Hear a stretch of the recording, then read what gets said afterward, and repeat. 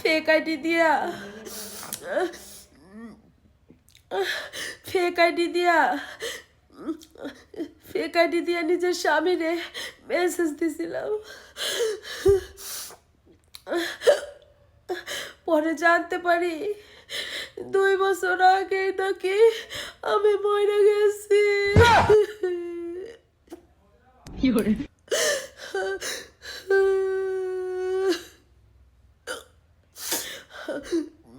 আমার জানাজাও পড়লো না, আমার মাটিও দিল না, কিন্তু প্রেম করার লেগে আমার মাইরা লাইল। তাও আবার আমার লোকে প্রেম করবো।